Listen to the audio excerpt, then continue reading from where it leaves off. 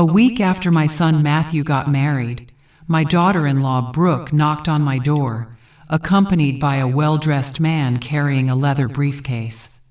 "Mom, this is Paul, a notary." She flashed that phony smile I knew too well. "We're here to help you with some house paperwork." My heart pounded. I knew exactly what they wanted, but they had no idea what I had quietly prepared over the past few months. Thank God I had kept quiet about the ranch assets my late husband left me in his will. Watching Brooke flip through my documents with greedy eyes, I realized silence had been my shield. But to tell it fully, I have to go back to the day everything began to change. 3 months earlier, when Matthew told me he was going to marry Brooke, I was kneading dough in the kitchen. The smell of fresh yeast filled the room while my hands pressed into the warm dough. "Mom, I want you to really understand Brooke before the wedding," Matthew said, with that smile that always softened my heart. "My son, my only treasure, has finally found love," I replied, wiping my hands on the apron. I'd heard plenty about her. 32 years old, office job, brown hair always sleek, perfectly manicured nails. She sounded like the perfect woman for Matthew. That afternoon, I ran to the supermarket to pick the freshest things: large shrimp, perfectly ripe avocados, herbs, heavy cream. I wanted to cook the dishes Matthew had loved since he was little. In my head, I imagined the conversations I'd have with Brooke, the advice to keep my son happy, the family recipes the two of us might share. I stayed up nearly all night cooking. My feet swelled from standing so long, but I didn't care. The clam chowder I made was silky and rich. The cornbread was fluffy. The avocado salad was refreshing. The apple pie was fragrant with cinnamon American dishes my family has always loved. When it was time to meet, I put on my prettiest pink dress, the one I saved for special occasions. I did my hair carefully and even put on a little lipstick. I wanted to make a good first impression after all. This woman might be the mother of my future grandchildren. The doorbell rang, and my heart leapt. I opened the door with a wide smile. "Brooke, it's so nice to meet you." I opened my arms for a hug, but she only brushed my shoulders with her fingertips, as if touching me were unpleasant.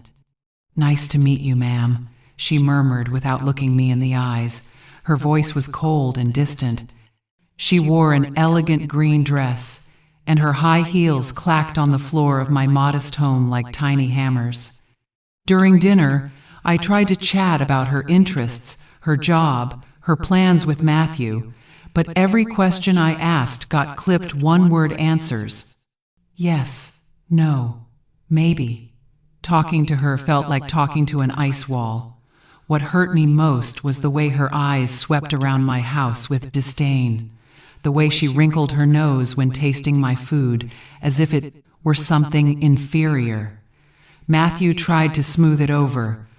"Mom, the food is delicious as always," he said, trying to dispel the awkwardness, blanketing the table. Brooke poked at the beans on her plate with her fork, separating each ingredient as if dodging poison. Her glossy red nails contrasted completely with my simple ceramic dishes. "Do you like cooking, Brooke?" I asked with a hint of hope, pouring more sauce onto her plate. She looked up, her expression hard to read. "I don't have time for that," she answered flatly. "I prefer ordering in or going to proper restaurants." The word proper stabbed my chest like a splinter. So my food wasn't proper. My home wasn't proper either. Matthew cleared his throat and hurried to change the subject, but I'd already gotten the message. To Brooke, everything of mine was beneath her. In the following weeks, each visit grew heavier. She perched on the edge of the couch, as if she'd get dirty, eyes glued to her phone with a bored expression. She never asked about my day. She never showed any interest in truly getting to know me. "Mom, Suzanne, you'll be happy to have more time for yourself after we get married, right?" She dropped one day while I was making coffee. It sounded like an early goodbye, as if she'd already decided to separate Matthew from me. More time for myself? I repeated, confused. I like being with you too. She glanced at Matthew, the look I didn't understand then but understand all too well now. They were already planning to sideline me. Wedding prep turned into my personal nightmare. Brooke decided everything without asking me, as if I were invisible. "Have the cleaning lady help with the flowers," I heard her say on the phone one time. It took me a few seconds to realize she meant me, the one who usually tidied up and cooked whenever my son visited. When I offered to bake the wedding cake myself, a family tradition we'd kept for generations. Brooke let out a laugh that chilled my blood. "Oh no, Mom, let the professionals handle that. I don't want anything homemade." That night, I sat in the kitchen and cried, clutching the apron my own mother gave me when I got married. My cakes had sweetened birthdays, baptisms, graduations.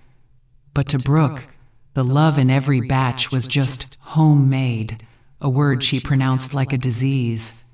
The wedding day arrived like an unavoidable storm. I got up before dawn to get ready, choosing my most elegant purple dress. I'd bought it just for this occasion. I stopped by the neighborhood salon.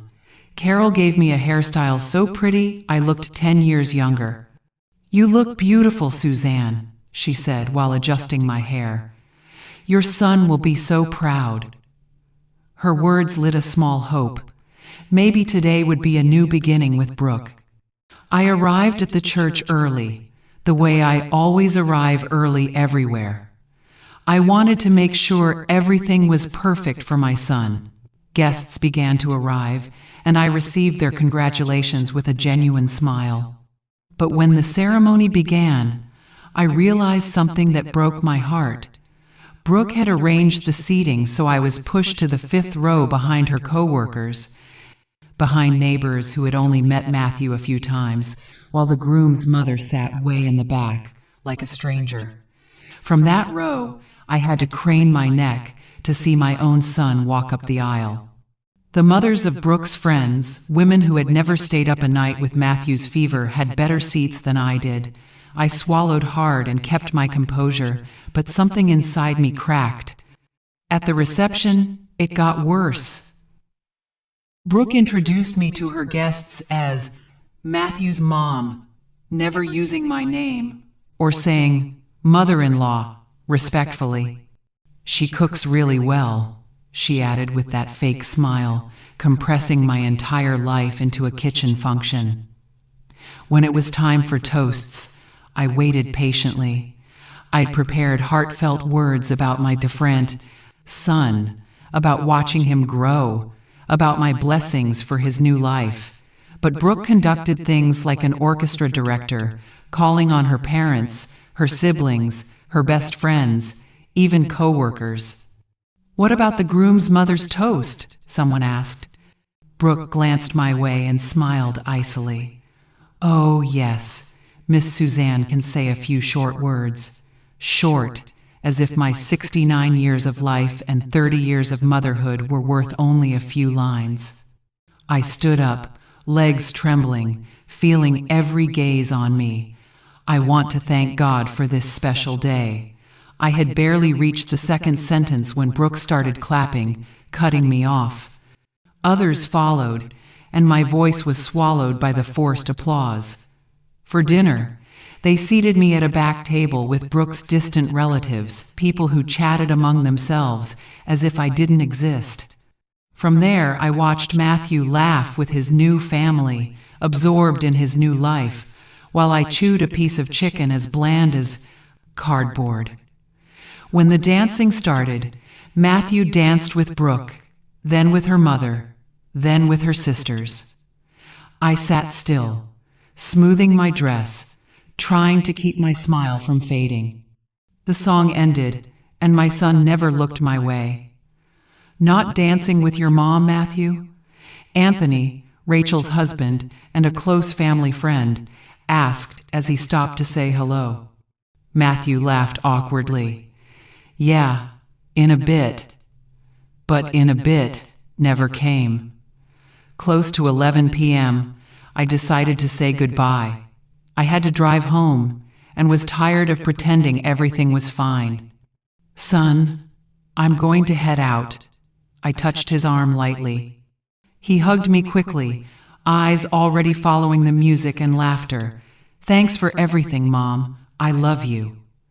But he was looking elsewhere. Brooke appeared beside him like a possessive shadow. Thanks for coming, Mom, she said. Her tone sounded more like a permanent farewell than gratitude. I walked to the parking lot, holding my purse and the gift I'd prepared. With so much love.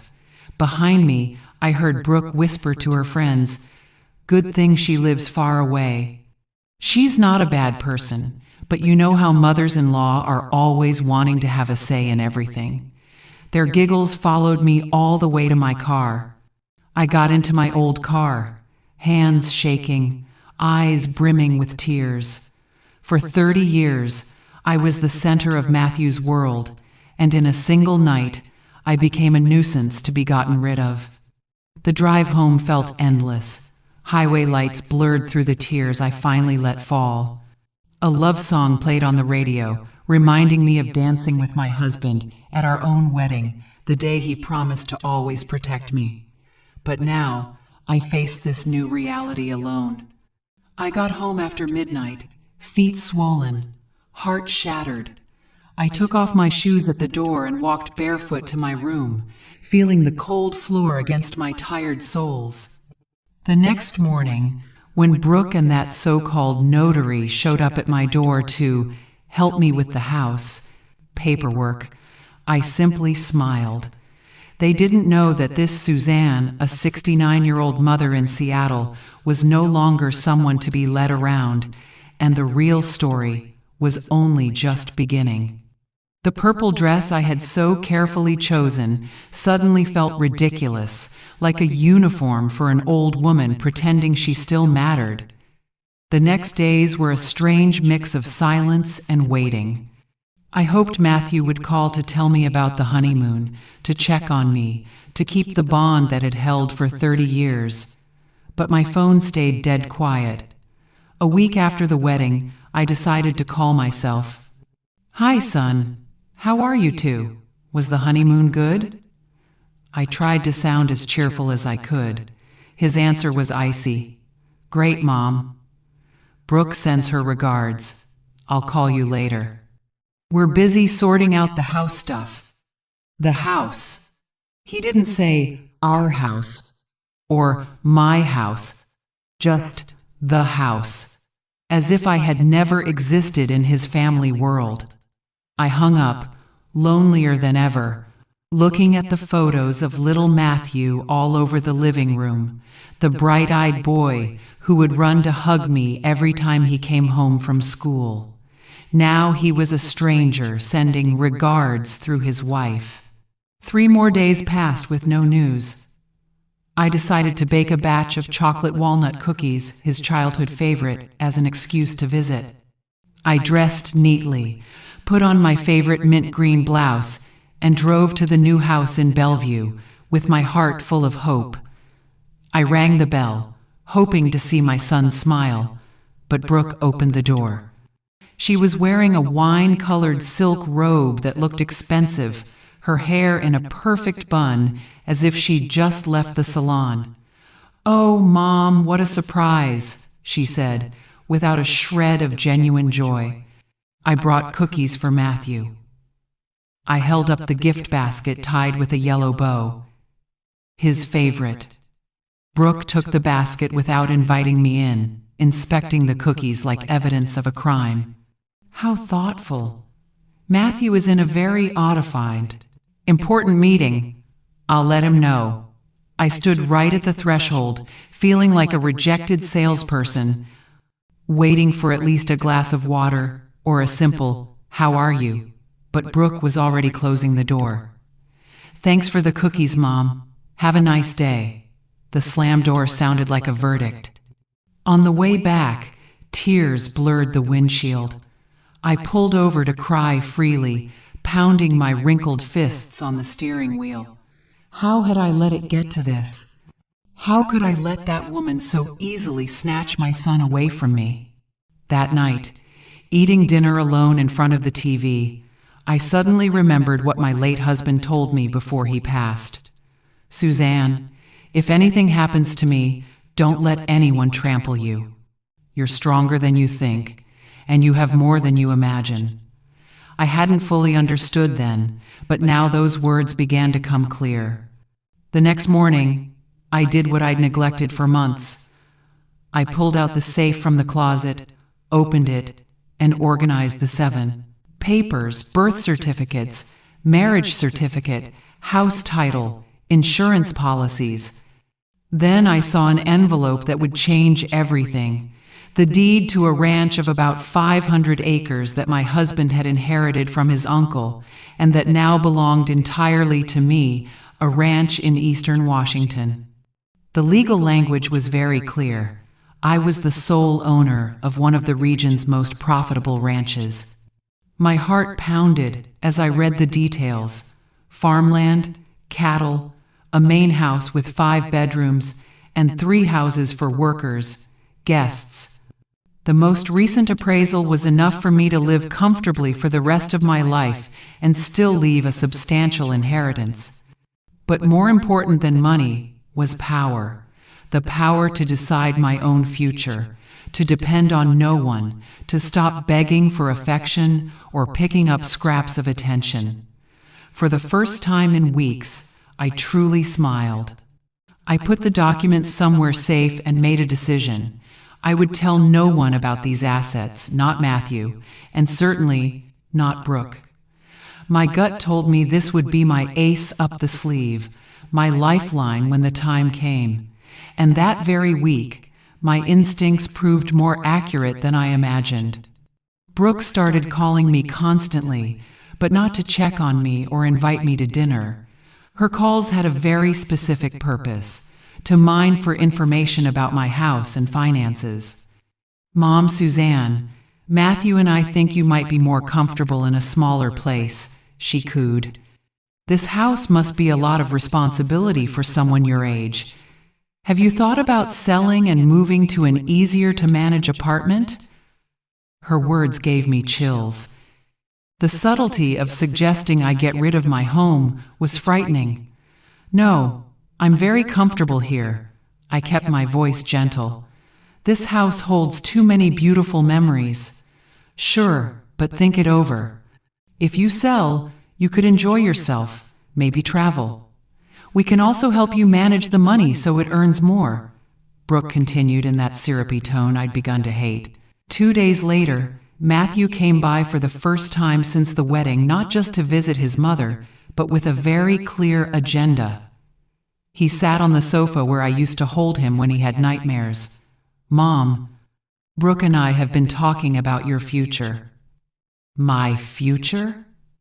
I feigned innocence, though I already knew where this was going. Matthew avoided looking me in the eye, just like when he was little and had done something wrong. "We think this house is too big for you. Lately you seem tired, stressed. Brooke knows a great agent who can appraise it and get a good price." He fidgeted with his car keys, awkward. The pain hit like a knife twisting in my chest. The very child I'd raised with all my love was trying to convince me to sell the house where he grew up, where he took his first steps, where we built every memory. "Son, do you really think I should sell the house?" I asked directly, needing to hear his voice, not Brooke's echo. For a moment, I saw the round, vulnerable little boy he used to be hesitating, caught between what he knew was wrong and what his wife had put in his head. "Well, Brooke has a point, Mom. You should enjoy more, worry less," he muttered. But his voice sounded like he was reading a script someone else had written. That evening, after Matthew left with empty promises to visit more often, I sat in the kitchen with a cup of chamomile tea and made a decision that would change everything. I called Rachel, the only close friend I could trust completely. "Rachel, I have to tell you something very important, but promise it stays between us." Rachel's voice turned serious immediately. We'd been friends for more than 40 years, practically raising our kids together. "Okay, Suzanne, what's going on?" "You sound worried." I told her everything, from Brooke's attitude the first time, how they treated me at the wedding, the attempts to convince me to sell the house, and finally the ranch assets I'd kept hidden. "My God, Suzanne, nearly 500 acres and you haven't told them?" Rachel exclaimed. "Good thing you kept quiet." I saw the shark look in that girl's eyes at the wedding. Her words confirmed my instincts were right. "Rachel, I feel like something bad is coming. The way they look at me like an obstacle to remove. I'm afraid they're plotting." "Listen, best friend," Rachel said in her familiar firm tone. "Tomorrow morning we're going to see a lawyer. You need to protect everything before those vultures find out what you really have. And please don't sign anything without checking with me." The next morning, Rachel picked me up early. She had made an appointment with a reputable attorney, Mr. Robert Hayes, whose office was in downtown Seattle, a gray-haired man with sharp eyes and decades of handling similar cases. "Miss Suzanne, based on what your friend said and the files I've reviewed, your situation is very sensitive," he said after going through the papers. "It's not uncommon for relatives, well-meaning or not, to pressure older adults to transfer assets. My recommendation is to build legal safeguards around your entire estate." Mr. Hayes spread the documents into a picture of assets on the polished wooden desk. "What you have is substantial. This ranch alone equals the entire wealth of many families." He adjusted his glasses. "What concerns me is the behavioral pattern you've described. Emotional isolation, making the victim believe she's incapable, then presenting the solution, which only benefits them." His words made me shiver. This was exactly what I was living through. Rachel squeezed my hand. "Tell him about the notary." I recounted how Brooke brought Paul to my door, waving house papers, showing up unannounced like hunters on a trail. "Classic," the lawyer muttered, taking notes. "They often bring along a friendly witness, notary, overlook irregularities, and pressure for signatures under the pretense of simplifying procedures. I've seen people lose everything in a single signing session. So what can I do to protect myself?" I asked, feeling like I was standing in the middle of an invisible battlefield. For the first time that day, he smiled. "A lot. We'll set up an irrevocable trust, document any coercive attempts, and most importantly, prepare scripts for when they show their true intentions." We left the law office with a clear plan and a set of documents strong enough to wrap my estate in protection. This time, I was no longer a mother easily led around. Suzanne of Seattle was ready to fight back. More important than anything, I walked out of the law office with one certainty: I wasn't overreacting or paranoid. My suspicions had a basis. Rachel invited me over for a meal. Her husband, Anthony, hugged me with his familiar bear hug. "Suzanne, that girl has money in her eyes," Anthony said, as we ate the pot roast Rachel had cooked. "Even at the wedding, I felt something off," he continued. "She kept calculating, probing about who did what business." Their observations confirmed my worst fears. In the following days, I kept my normal routine, but on high alert.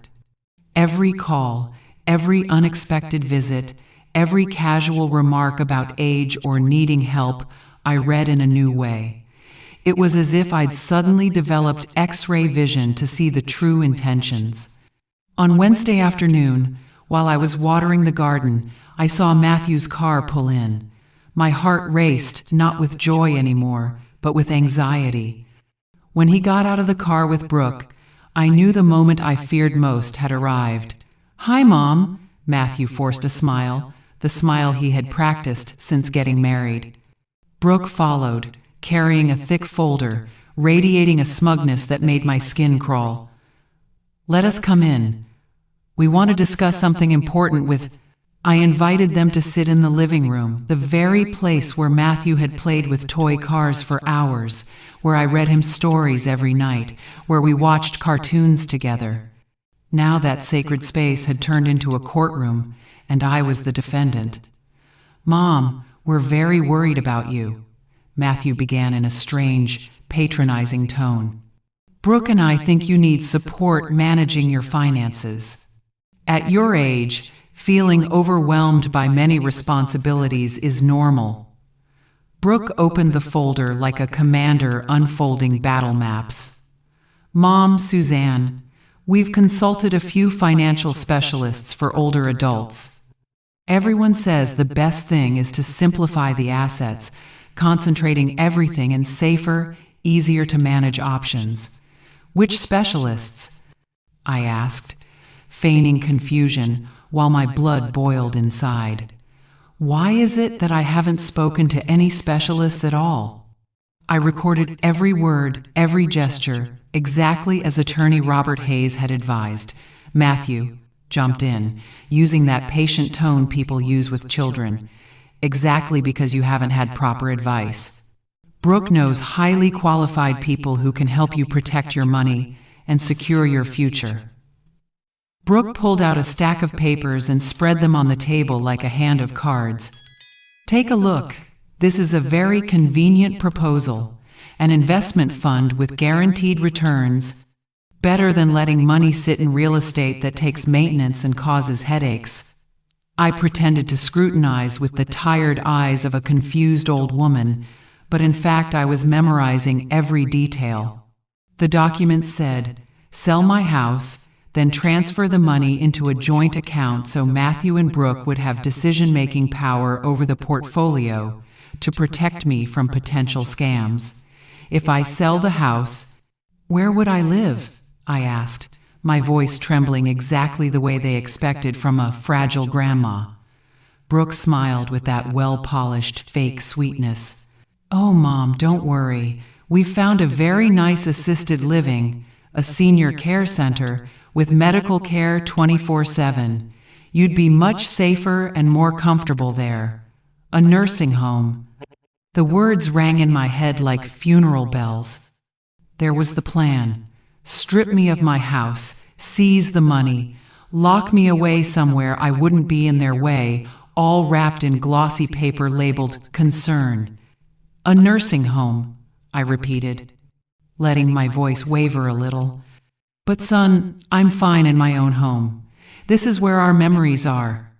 Brooke and Matthew exchanged that conspiratorial glance I had learned to recognize the silent language of schemers. "Mom, we know it's hard, but think it through." Matthew leaned in, offering a benevolent smile. "There you'd have friends, activities, doctors, and we could stop by whenever we want without worrying about your safety. Whenever we want. Not every day. Not regularly when convenient, like visiting a boarded pet." The anger rose so high I had to rein in my performance as a frail old lady. Brooke pulled out more papers. "We've run the numbers, sell the house plus a few smart investments, and you'll live very comfortably without having to worry about anything. We'll handle all the paperwork and make the financial decisions." The final trap came into focus. They would hold the reins of my money while I withered in a facility, living on crumbs of attention. A brilliantly cruel plan, executed with the precision of financial surgeons. "What if I don't want to sell?" I asked softly, as if the thought had just occurred to me. Brooke sighed theatrically, like a patient teacher explaining math to a slow child. "Mom, we understand it's hard. But at your age, living alone in such a big house isn't safe. What if you fall and no one knows? Or if someone takes advantage of your kindness and scams you?" The irony being lectured about scammers by the person trying to scam. "I need time to think. I need time to think. I rubbed my temples as if I had a headache. It's a lot to process at once. Matthew stood and hugged me, a hug as cold as Judas's kiss rather than a son's affection. "Of course, Mom, but don't take too long," he said. Brooke stacked the documents with the satisfaction of someone who thinks she's already won. After they left, I collapsed into a chair, feeling as if I'd just survived a hurricane. My hands shook, not from age but from fury held in. I picked up the phone and called attorney Robert Hayes immediately. "Mr. Hayes, they just came. Exactly as you predicted. They want me to sell everything, put me in a facility, and take over the money." His voice was calm but firm. "Miss Suzanne, this is the critical part. Do not sign anything at all, no matter how much pressure they apply. If possible, record all future conversations. We need to document their true intent." That night, I couldn't sleep. I walked around the house like a ghost, touching each object with a story. The rocking chair where I nursed Matthew, the table where we did homework together, the piano I played to lull him through nightmares. All of it would be sold off and scattered to feed the greed of someone who came later, who knew nothing of the days when Matthew was most vulnerable and needed his mother, a person who saw motherly love only as an obstacle on the road to a money dream. The next morning, Rachel arrived early with a digital voice recorder her grandchild had lent her. "It's really easy to use," she showed me. "Press this button and it records for 8 hours straight. Slip it in your purse or apron pocket. If they come back with proposals, we'll have their words." For 3 days, I kept a tense calm, waiting for the hunter's next move. On Friday afternoon, the phone rang. Brooke, her voice sugary with manipulation. "Have you thought about the proposal, Mom? We found a beautiful place in assisted living, but we need to reserve soon because there's a wait list." The fake urgency in her voice confirmed they were eager to close early, before I could consult anyone. "Yes, I've thought a lot," I answered with my best performance as a hesitant old lady. "Can you come by tomorrow to explain the details again?" At my age, I sometimes forget. I could practically see her triumphant smile through the phone. "Yes, Mom, tomorrow afternoon we'll bring all the paperwork. You'll see this is the best decision for everyone." Best for everyone, as if being stripped of my home and freedom were a favor to me. On Saturday afternoon, they arrived right on time, like vultures keeping a date with carrion. This time they brought Paul the notary, who had shown up at my door the previous week. A thin man with a sparse mustache and a leather briefcase, his eyes roving around my house like an appraiser's while he feigned courtesy. "Miss Suzanne, very pleased to see you again." He smiled without his eyes. "I'm prepared to streamline all procedures. The faster we resolve this, the fewer complications. Before we begin, I'd like permission to audio, video, record this discussion to protect all parties. Does everyone agree?" I sat down in my favorite armchair, the one where I used to rock baby Matthew and let them stage their show of fake concern. "Mom, we brought the paperwork ready." Matthew laid the sheets on the table. "You just need to sign here, here, and here, and we'll handle the rest." His finger pointed at dotted lines like crosses in a graveyard. Brooke sat right next to me, the kind of hard sell proximity used by aggressive salespeople. "Look, photos of where you'll live, lovely gardens, a TV room, even yoga classes for seniors." Brooke showed a few pictures, a place that looked more like a hospital in disguise than a home. Paul opened his briefcase and ceremoniously pulled out a seal, blue ink, and a set of notary letterhead forms. "Ma'am, these documents are drafted perfectly to protect your interests. A property sale, fund transfer into a family trust, and authorization for relatives to manage your finances if you become incapacitated. Incapacitated. The word hit me like a slap. I smiled very slightly, a smile only I understood, and looked up. Then let's start by reading aloud each clause, so the audio-video record captures everything in full as required, shall we? They had even prepared the next step. If one day I dared to oppose their decisions, they'd try to have me declared cognitively incompetent. The plan was so meticulous it gave me chills. What if later on I change my mind? I asked on purpose, my voice shaking, playing the role of a dotty old woman to perfection. Paul and Brooke exchanged a look, the kind the recorder couldn't capture, but I etched it into my memory as proof of their collusion. Oh, Mom, these decisions are meant to be final for your own protection, Brooke said with exaggerated patience. If you could change your mind all the time, bad actors could take advantage and trick you into signing things that aren't good for you. Bad actors. How ironic. The very person stripping me of everything was preaching about people who take advantage. I had to bite my tongue not to laugh bitterly. And also, Mom, Matthew held my hand with an artificially gentle touch, think how much peace of mind we'll have knowing you're safe and cared for. We won't have to worry about you anymore. Won't have to worry about you anymore. Translated from the language of manipulators, it means we won't have to pretend to love you once we control the money. My tears burst out, not an act anymore. It was the real pain of a mother betrayed by the child she had lovingly raised. Don't cry, ma'am, Paul soothed with professional coldness. Feeling emotional during major changes is normal. You'll feel more at peace afterward. He pulled out a gold-plated pen and set it in front of me like a gun to my throat. I took the pen, my hand shaking, and moved it toward the first sheet. The air was taut like a violin string. My two executioners held their breath, waiting for the moment of final triumph. Brooke leaned in like a vampire at a victim's throat. Right then, like an angel knocking at the doorbell rang. "Expecting anyone?" Paul snapped, irritation showing. "No," I answered, standing up slowly. "Probably a neighbor, on Mr. Hayes's advice." I had proactively asked the county prosecutor's office to send an investigator to witness, due to signs of elder fraud. I opened the door.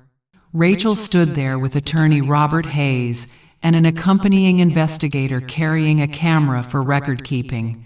"Good afternoon, Suzanne," Rachel smiled, giving me instant strength.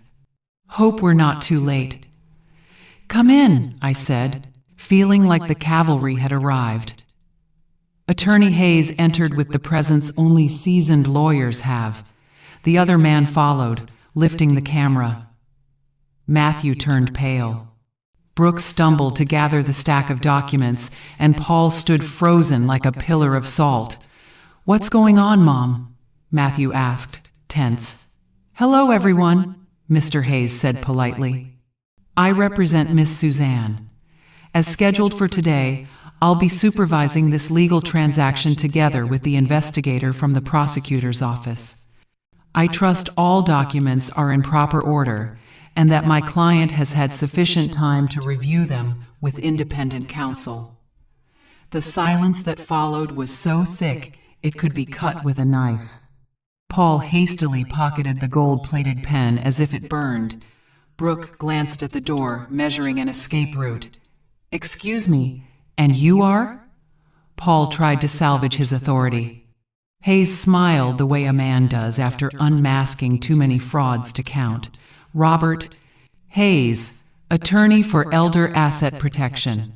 And this is Deputy Prosecuting Attorney Daniel Harris from the King County Prosecuting Attorney's Office, in charge of crimes targeting vulnerable people.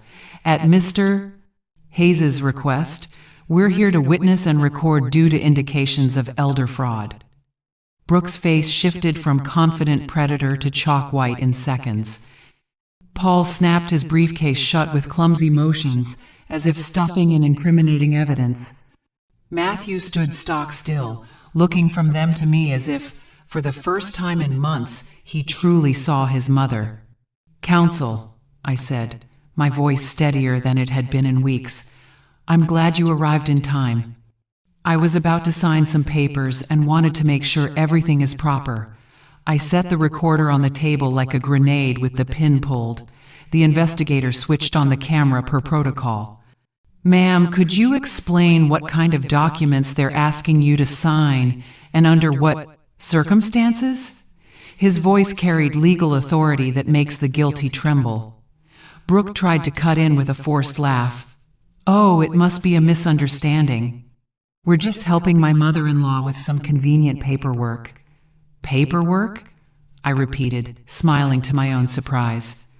"You call it paperwork to make me sell my house, hand over all my money, and go into a nursing facility so the two of you can control all the assets?" Paul sprang up, aiming to slip away. "Perhaps there's been a mistake. I only came to provide notary services."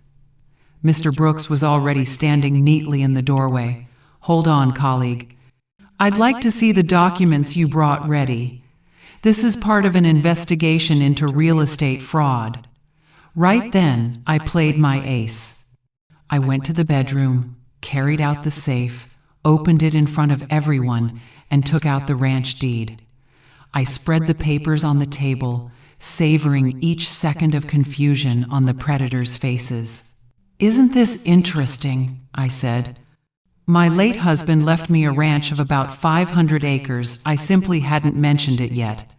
Mr. Hayes, please read the most recent appraised value." Attorney Hayes took the file, a smile of poetic justice on his lips. "According to the latest appraisal, the market value of this ranch is in the many millions of dollars range, not counting the cattle, agricultural machinery, and auxiliary structures." Absolute silence. Brooke's mouth hung open like a stranded fish. Matthew stared at the paper like an extraterrestrial object. "Tens of millions," I repeated, savoring each word. "And yet you two were so worried about my poverty and my incompetence. How kind." My voice dripped with bittersweet sarcasm. Paul flailed one last time. "Ma'am, that changes everything. You need specialists to manage a portfolio of that size." But Mr. Brooks was already photographing all the documents they had brought. "Exactly." I beamed. "Which is why a week ago I engaged Mr. Hayes to handle all my legal and financial matters. But thank you for your concern." At last, Brooke found her voice, raspy like a wounded crow. "Mom, we didn't know. I mean, we just wanted to help." "Help me?" I stood, reclaiming the dignity I thought I'd lost. "Help by selling my house without asking, locking me in a facility against my will, and stealing my right to decide my own life?" Matthew spoke, and for the first time in months, I heard my real son. "Mom, we thought it was what's best for you." His eyes were wet. I didn't know if it was remorse or frustration at having the game exposed. "What's best for me," I softened, "would have been to ask what I wanted. What's best for me would have been to respect my decisions. What's best for me would have been to see me as your mother, not an obstacle to your happiness." Mr. Hayes placed a protective hand on my shoulder. "Miss Suzanne, I think it's time for everyone to leave. We have sufficient documentation to proceed legally, if necessary." Paul practically ran for the door. Brooke slunk after him, not bothering to keep the considerate daughter-in-law mask. Matthew lingered a few seconds, looking at me with an expression I couldn't read. "Mom, can we talk later?" For the first time, the question sounded real and bare. I nodded slowly, promising nothing. When they left, I stayed with my true allies, Rachel, Mr. Hayes, and Mr. Brooks. For the first time in months, I felt safe in my own home. 3 months later, I sat on the ranch porch, watching sunset turn my land orange. It was also when I turned 70, a birthday gift of freedom I gave myself. Matthew visited once a week, alone, trying to mend the bond nearly destroyed by pleasing a woman who saw him only as a ladder to money. Brooke called many times, all went to voicemail. People say they divorced when she realized I wasn't. The weak, poor widow she'd imagined. Now I help older women facing similar situations. My home has become a refuge where they can tell their stories and receive free legal guidance. I've learned that silence can be gold, but speaking up at the right time is diamond. At 69, I finally understood my husband's last words. I had more than I thought, and I was stronger than I believed. 6 months after that life-changing afternoon, I sat on the porch with a hot cup of coffee, watching the sun rise over my 500 acres of freedom. The scent of freshly ground coffee mingled with the orange blossoms I planted last week, each morning a symphony reminding me why I had to fight. The ranch's main house became something I'd never imagined, a haven for women like me. Every week, I receive letters, phone calls, and visits. They hear my story and recognize their own nightmare in it. And they leave with the one thing I most want to give, the strength to say, "No, Miss Suzanne," they say in trembling voices. "My daughter-in-law is forcing me to sell my house. Oh, my son says I can't handle my money anymore." Yesterday, Margaret, a 73-year-old widow, came to my ranch. Her children had convinced a court to declare her incapable of managing her assets. She walked in with a small suitcase and the heavy weight of family betrayal. "Miss Suzanne," she said through tears, "my own children keep me under house arrest. They take my pension and won't let me go out alone. They say it's for my own good." I seated her in the same rocking chair where I once cried from loneliness, poured chamomile tea into a porcelain cup, and told her my whole story. I saw hope return to her eyes for the first time in months.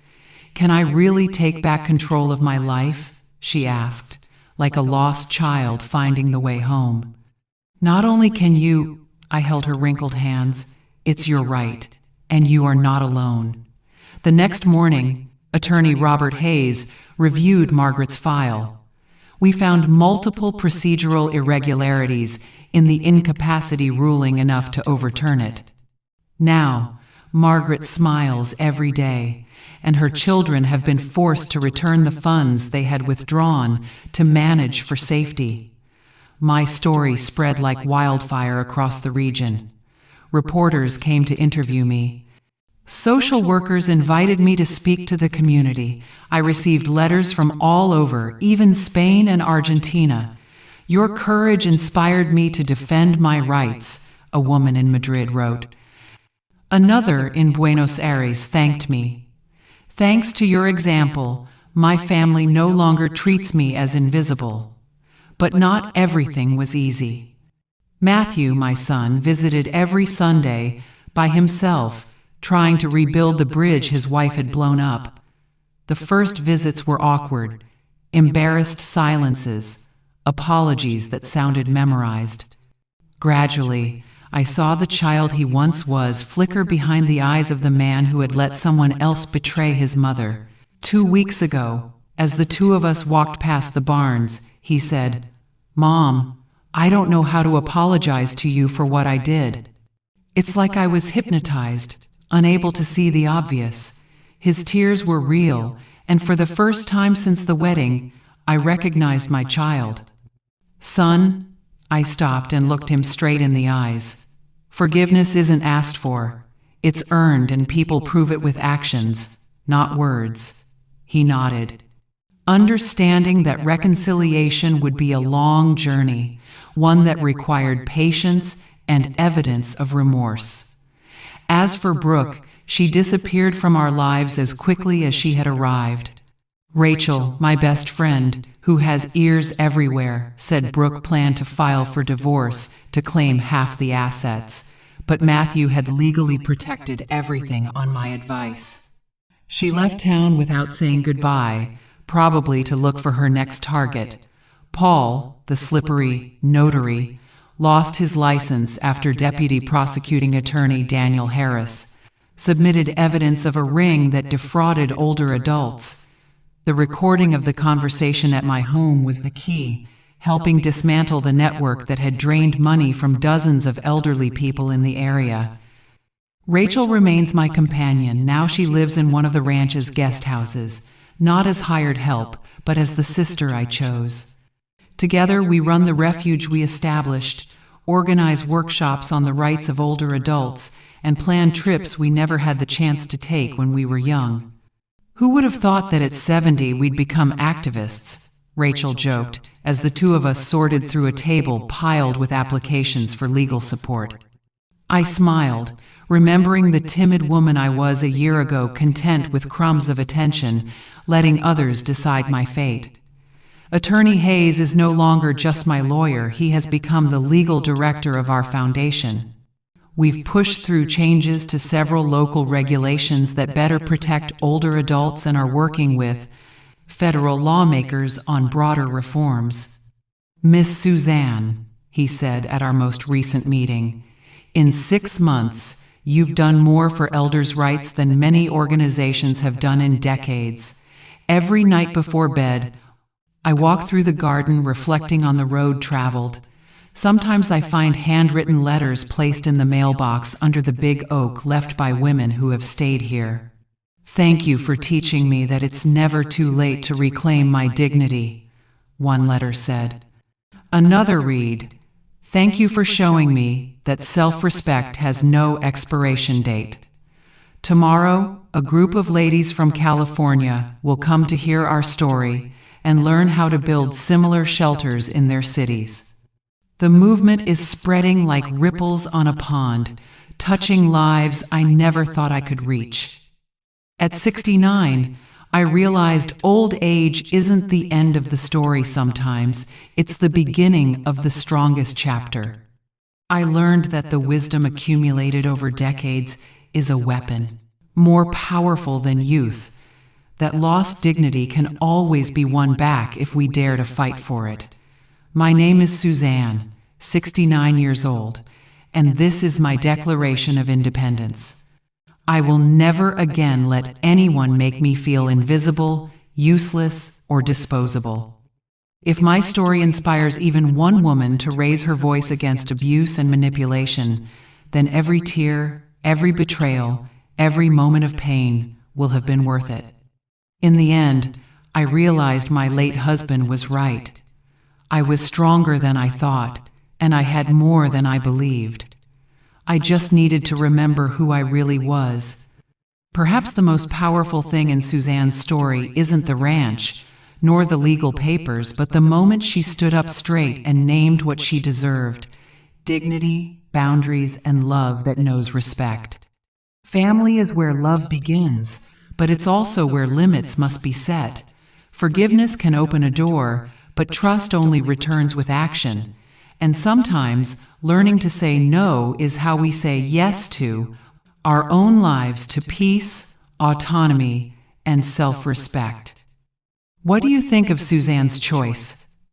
If you were in her place, what would you do when relatives help but want control? In your view, what do healthy boundaries in a family look like, especially with aging parents? And what concrete actions should accompany an apology to truly heal? Please share your perspective or experience in the comments. Your story might strengthen someone who needs it. If you find these values meaningful, join us so you don't miss the next stories. We'll keep listening, learning, and growing together, so each of us can find our voice again in our own home.